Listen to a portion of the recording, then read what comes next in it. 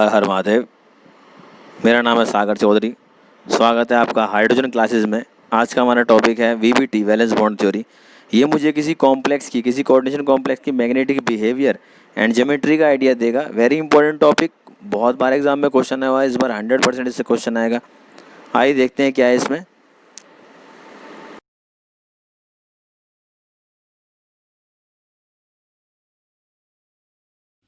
Her Har Mahadev. Welcome to hydrogen classes. मेरा नाम है सागर। हाइड्रोजन क्लासेस में आपका स्वागत है। आज का टॉपिक है VBT, valence bond theory, chapter number 9, 12th class, coordination compound. तो वीबीटी हमें बताता है ज्योमेट्री के बारे में एंड मैग्नेटिक बिहेवियर के बारे में। तो किसी कोऑर्डिनेशन कॉम्प्लेक्स का मैग्नेटिक बिहेवियर क्या होगा, वो पैरामैग्नेटिक होगा कि डायमैग्नेटिक होगा।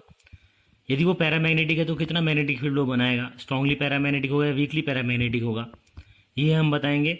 और दूसरा हम बताएंगे उसकी ज्योमेट्री क्या होगी, ऑक्टाहेड्रल है कि स्क्वायर प्लेनर है कि टेट्राहेड्रल है, ये सब मैं बता पाऊंगा इसकी हेल्प से।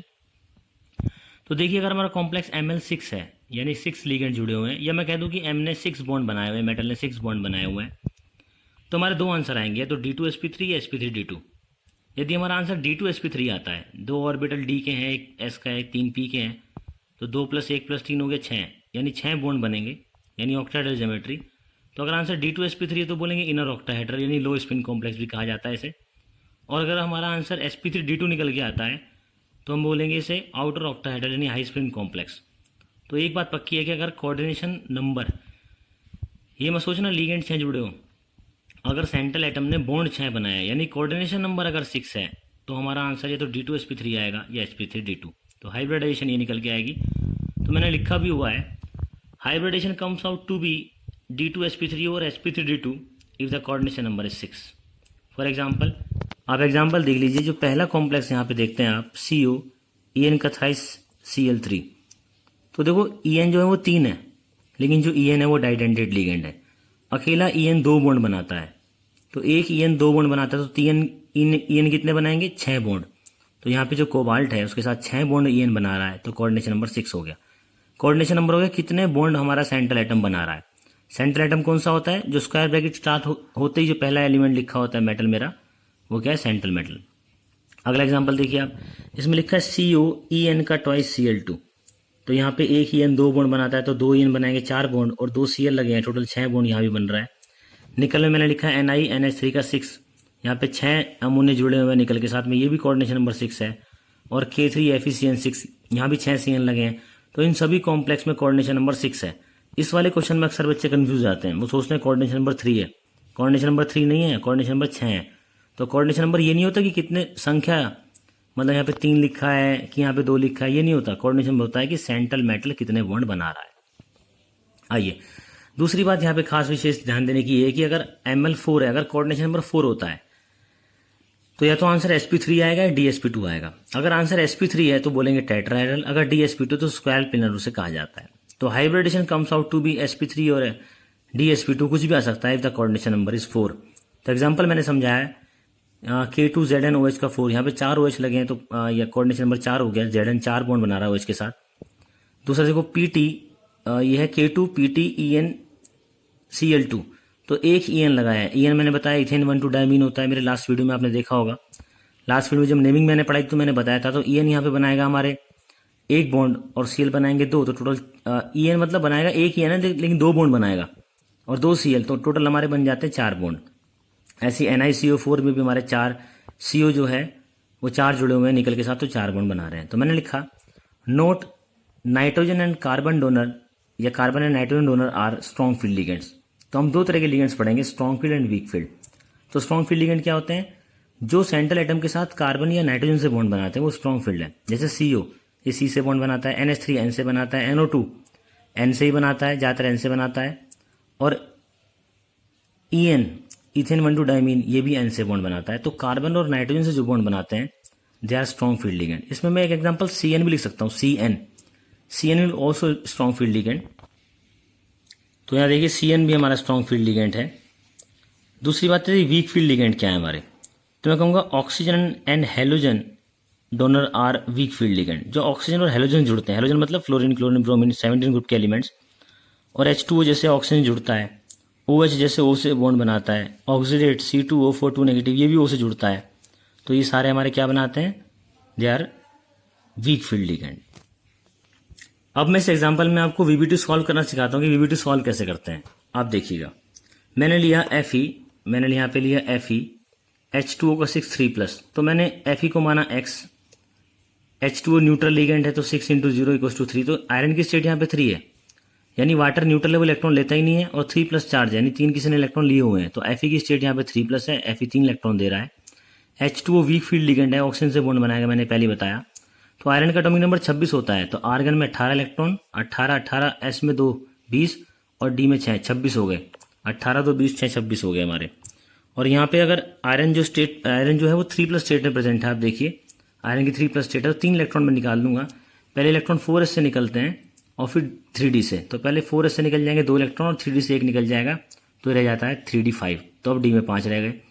तो कॉम्प्लेक्स में आयरन 3+ स्टेट में मौजूद है, तो मैं यहाँ पे Fe 3+ लिख दूंगा। 3d में 5 इलेक्ट्रॉन भर दूंगा, 3d के पास 4s आएगा, फिर हमेशा 4p आएगा, फिर 4d आएगा ऑलवेज। तो यहाँ पे जो लिगेंड था वो वीक फील्ड था, इन इलेक्ट्रॉन्स को अंदर पुश नहीं कर पाएगा, धकेल नहीं पाएगा। नहीं धकेल पाएगा तो क्या होगा, एक लोन पेयर अपने दे देगा वो S में, 3p में और 2d में, तो आंसर बन जाता है sp3d2। S क्यों, तो कहाँ से देखते हैं हाइब्रिडेशन, जहाँ लिगेंड ने अपने इलेक्ट्रॉन दिए हैं, तो S में दे रहा है, 3p में दे रहा है, 2d में दे रहा है, तो आंसर sp3d2, जिसे ऑक्टाहेड्रल कॉम्प्लेक्स और हाई स्पिन कॉम्प्लेक्स भी कहा जाता है।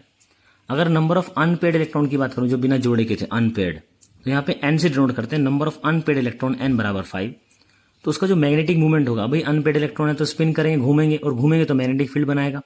आप जानते हो जब भी कोई चार्ज स्पिन करता है तो मैग्नेटिक फील्ड बनाता है, तो यहाँ पे अनपेड इलेक्ट्रॉन मैग्नेटिक फील्ड बनाएंगे, तो म्यू है हमारा स्पिन ओनली मैग्नेटिक मूवमेंट, या कई बार खाली मैग्नेटिक मूवमेंट भी लिखा जाता है।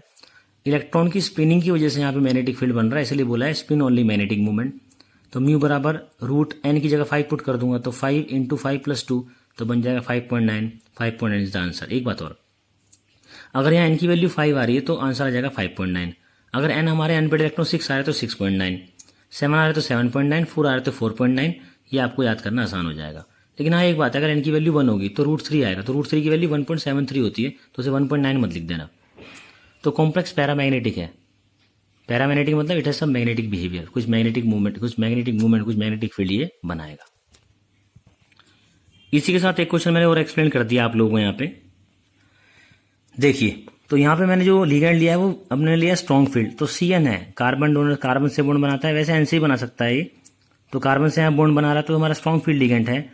तो Cn, एक Cn लेता है 1 इलेक्ट्रॉन, 6 Cn लेंगे 6 इलेक्ट्रॉन, 3- का मतलब 3 इसने कहीं बाहर से लिए हुए हैं, तो 6 Cn 6 इलेक्ट्रॉन लेंगे, 3 कहीं बाहर से ले रखे हैं, तो आयरन 3 दे रहा होगा, तो आयरन की स्टेट निकल जाते 3। एक तरीका और है, आयरन को x मान लो, 6 × -1 कर लो, = -3, x = 3 आ जाएगा।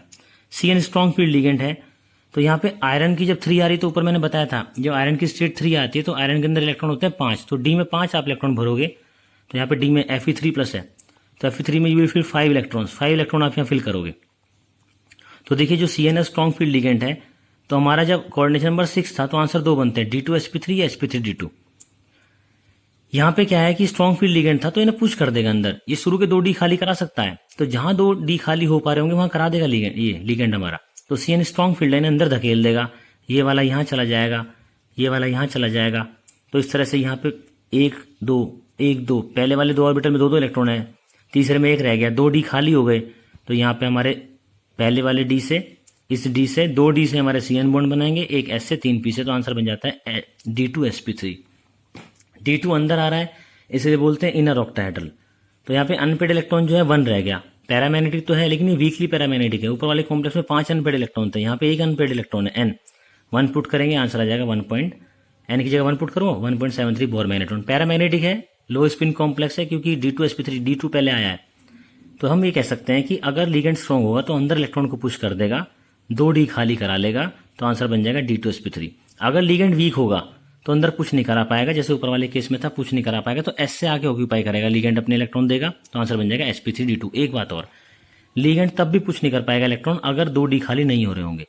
तो अगर मान लो यहाँ पे D में 3D में अगर 8 इलेक्ट्रॉन होते, 7 होते हैं, 9 होते हैं, 10 होते, तो पुश कराने के बाद भी 2D खाली नहीं होते, तो उस केस में ये पुश नहीं कराएगा। तो वीक फील्ड लिगेंड कभी इलेक्ट्रॉन अंदर पुश नहीं कराएगा, यानी इसमें हमेशा आंसर sp3d2 आएगा। स्ट्रॉन्ग फील्ड पुश करा सकता है लेकिन तभी जब 2D खाली हो रहे होंगे। आइए देखते हैं। तो यहाँ पे मैं एक और क्वेश्चन ले लेता हूँ, एक और क्वेश्चन ले लिया जाता है यहाँ पे पुश करने वाला। CONH3 का 6 3+, तो यहाँ पे अमोनिया न्यूट्रल लिगेंड होता है। लिगेंड क्या होते हैं वो मैंने अपने पिछले नोट्स में आपको दिए थे, आप देख लोगे कौन सा न्यूट्रल होता है कौन सा नेगेटिव होता है। तो अमोनिया न्यूट्रल लिगेंड है, एक भी इलेक्ट्रॉन नहीं लेगा। 3+ का मतलब है किसी ने इससे 3 इलेक्ट्रॉन ले रखे हैं, तो कोबाल्ट की स्टेट यहाँ 3 है। मैथमेटिकली कोबाल्ट को x मान लोगे, 6 × 0 हो जाएगा =3, तो x बराबर 3 हो जाएगा। कोबाल्ट की स्टेट 3 है, कोबाल्ट का नंबर 27, तो आर्गन 18 इलेक्ट्रॉन आर्गन में आते हैं, 4s2 3d7। कोबाल्ट 3 का मतलब क्या होगा, s से 2 निकलेंगे, d से 1 निकलेगा, तो 3d6 बन जाएगा। And ammonia strong field ligand है। तो CO3+ में देखिए आप, हमने भरे यहाँ पे 6 इलेक्ट्रॉन, 3d में 6 भरे, 3d के बाद 4s आता है, 4p आता है, 4d आता है, ये बात फिक्स है। तो यहाँ पे क्या पुश करा सकता है अंदर 2 इलेक्ट्रॉन? हाँ जगह है, अगर यहाँ पुश करा देगा, एक यहाँ जाएगा, एक यहाँ, 2d खाली हो जाएंगे, 2d खाली हो गए तो अमोनिया यहाँ से इलेक्ट्रॉन देने स्टार्ट कर देंगे, ये भी आंसर बन जाएगा D2sp3। लेकिन ये डायमैग्नेटिक होगा। डायमैग्नेटिक क्यों? क्योंकि यहाँ पे एक भी अनपेड इलेक्ट्रॉन नहीं रहा, तो वो ये n बराबर 0 म्यू बराबर 0, एक भी अनपेड इलेक्ट्रॉन नहीं तो 0 हो गया। तो मैग्नेटिक मोड, ये कोई भी मैग्नेटिक फील्ड अपने आसपास नहीं बनाएगा। अब कॉम्प्लेक्स देखिए निकल वाला, निकल वाले कॉम्प्लेक्स में यदि आप ध्यान दें तो NiNH3 का 6 2+, अमोनिया जो स्ट्रॉन्ग फील्ड लिगेंड है हम जानते हैं बात। निकल को x मान लो, 6 × 0 हो जाएगा बराबर 2। निकल की स्टेट यहाँ पे 2 है, तो एटॉमिक नंबर 28 होता है इसका, तो आर्गन 4s2 3d8, 2 इलेक्ट्रॉन निकाल दूंगा Ni2+ में, तो बन जाएगा 3d8। निकल 2+ लिखा क्योंकि कॉम्प्लेक्स में निकल 2+ और 3d8 मैंने लिखे। तो अब देखिए क्या पुश कराने के बाद, अगर ये पुश यहाँ पे करा देगा, 2d खाली हो जाएंगे, 2d खाली नहीं होंगे। स्ट्रॉन्ग फील्ड लिगेंड था लेकिन पुश करा के 2d खाली नहीं होंगे, तो उन्हें पुश नहीं करेगा। लिगेंड अपने इलेक्ट्रॉन 1s में, 3p में, 2d में देगा, तो आंसर बन जाएगा sp3d2। इसे बोलेंगे outer octahedral high spin complex. n बराबर 2 था तो म्यू की वैल्यू हो जाएगी 2.9 बोर मैग्नेटॉन, यहाँ पे n की जगह 2 पुट कर दूंगा। तो कॉम्प्लेक्स पैरामैग्नेटिक था, इसमें कोई डाउट नहीं है, और ये अंदर पुश नहीं करेगा स्ट्रॉन्ग होने के बावजूद भी। तो कुछ बच्चे सोचते हैं कि स्ट्रॉन्ग होगा तो हमेशा पुश कर देगा, हमेशा आंसर D2sp3 आएगा, ऐसा नहीं है। ये क्वेश्चन बोर्ड में 36 बार पूछा हुआ है, बच्चे इसमें ये गलती करते हैं, अंदर पुश कर देते हैं और आंसर बना के आते हैं, फिर DSP3D बना के आते हैं। DSP3D कभी आएगा ही नहीं, मैंने बताया, या तो आंसर D2sp3 आएगा या sp3d2 आएगा। अब कुछ एग्जांपल लेते हैं जब कोऑर्डिनेशन नंबर 4 होगा। जब कोऑर्डिनेशन नंबर 4 होगा तो देखो यहाँ पे एक Cl 1 इलेक्ट्रॉन लेगा निकल से, 4 Cl 4 इलेक्ट्रॉन लेंगे। 2- का मतलब 2 कहीं बाहर से लिए हुए हैं, तो निकल यहाँ पे 2 ही दे रहा होगा। भाई Cl को 4 इलेक्ट्रॉन चाहिए, 2- का मतलब 2 कहीं बाहर से मिल गए इस कॉम्प्लेक्स को, तो निकल तो 2 ही दे रहा होगा, तो निकल की x बराबर आ गया 2। Cl वीक फील्ड लिगेंड है, तो निकल होता है हमारा आर्गन 4s2 3d8, 28 का एटॉमिक नंबर है, तो निकल 2+ क्या बन जाएगा 3d8, क्योंकि 4s से इलेक्ट्रॉन निकल जाएंगे। तो यहाँ पे वीक फील्ड लिगेंड था, पुश नहीं कर पाएगा, तो Cl एक s में इलेक्ट्रॉन दे देगा 3p में, तो आंसर आ जाएगा sp3, क्योंकि यहाँ पे 4 ही लिगेंड थे। sp3 टेट्राहेड्रल होता है, पैरामैग्नेटिक कॉम्प्लेक्स है, 2 अनपेड इलेक्ट्रॉन थे, तो n की वैल्यू 2 पुट करूंगा तो 2.9 बोर मैग्नेटॉन इसका मैग्नेटिक फील्ड आ जाएगा, मैग्नेटिक मूवमेंट। अगला क्वेश्चन है इस कॉम्प्लेक्स में, कोऑर्डिनेशन नंबर 4 था। Cn स्ट्रॉन्ग फील्ड लिगेंड है, निकल की स्टेट यहाँ भी 2 आएगी, तो बन जाएगा 3d8। d में 8 भरूंगा, लेकिन यहाँ पे आप देखिए स्ट्रॉन्ग फील्ड था तो पुश कर सकता है। तो अगर कोऑर्डिनेशन नंबर 4 होता है तो मैं एक ही डी खाली कराना होता है, स्ट्रॉन्ग फील्ड को एक ही डी चाहिए, तो आंसर बनता है DSP2। यहाँ पे 2 आंसर आएंगे जब कोऑर्डिनेशन नंबर 4 होगा, तो sp3 या DSP2। तो यहाँ पे देखो इलेक्ट्रॉन पुश करके एक डी खाली करा सकता था, तो एक डी खाली कराएगा तो Cn एक इलेक्ट्रॉन अपने 3d में दे देगा, एक 4s में, 2 4p में, तो बन जाएगा हमारा Cn जुड़ जाएंगे, इस तरह से आंसर बन जाएगा DSP2 square planar diamagnetic complex. एक भी अनपेयर्ड नहीं इलेक्ट्रॉन, क्योंकि यहाँ पे डायमैग्नेटिक हो गया, n बराबर 0 म्यू बराबर 0। लास्ट क्वेश्चन एक बार IIT में आया था, इस क्वेश्चन को देखिए आप। कोबाल्ट जो ये कोबाल्ट नहीं है, ये है हमारा कार्बन मोनोक्साइड, यानी कार्बोनिल बोलते हैं इसे। कॉम्प्लेक्स का नाम है निकल टेट्रा कार्बोनिल निकल 0 नाम है। कॉमन नेम में निकल टेट्रा कार्बोनिल भी कहा जाता है कॉमन नेम में, पर जो ऑर्गेनिक का IUPAC इसका नाम है वो है टेट्रा कार्बोनिल निकल 0। तो देखिए यहाँ पे जो CO है वो एक भी इलेक्ट्रॉन नहीं लेगा, तो निकल दे नहीं रहा इलेक्ट्रॉन, तो निकल यहाँ पे हमारा न्यूट्रल है, तो x बराबर 0 हो गया, तो निकल यहाँ पे रहेगा 4s2 3d8। तो जितने क्वेश्चन मैंने निकल के अभी कर रहा हूँ, मैं निकल 2+ स्टेट में था, लेकिन यहाँ पे कॉम्प्लेक्स निकल न्यूट्रल है 0 स्टेट में, तो मैं s में 2 भर दूंगा, इसके s से इलेक्ट्रॉन नहीं निकालूंगा, और d में इसके में 8 भर दूंगा। CO देखिए स्ट्रॉन्ग फील्ड लिगेंड है, कार्बन डोनर मैंने कहा था स्ट्रॉन्ग है, कार्बन जुड़ता है ये। ऑक्सीजन पे भी इलेक्ट्रॉन होते हैं CO में और कार्बन पे भी, पर वो ऑक्सीजन तो ज्यादा इलेक्ट्रोनेगेटिव है, तो वो तो इलेक्ट्रॉन देता नहीं है, तो कार्बन इलेक्ट्रॉन देगा, तो कार्बन देगा तो स्ट्रॉन्ग फील्ड पुश कर देगा। s वाले इलेक्ट्रॉन यहाँ पे देखो d में आ गए, एक यहाँ पे एक यहाँ पे, तो s खाली रह गया, तो C यहाँ पे आ जाएगा इलेक्ट्रॉन, एक s में 3p में, तो आंसर बनता है sp3 टेट्राहेड्रल, n बराबर 0 म्यू बराबर 0। एक PtCl4 2 नेगेटिव है, ये आपको खुद से करना है, कोई डाउट होगा आप मुझे कॉल कर सकते हैं, you can ask. Thank you very much. बहुत ज्यादा समझाया नहीं इसमें, फिर भी आपको समझ में इसमें काफी कुछ आ गया होगा। Still you have doubt, you can ask. Thank you very much.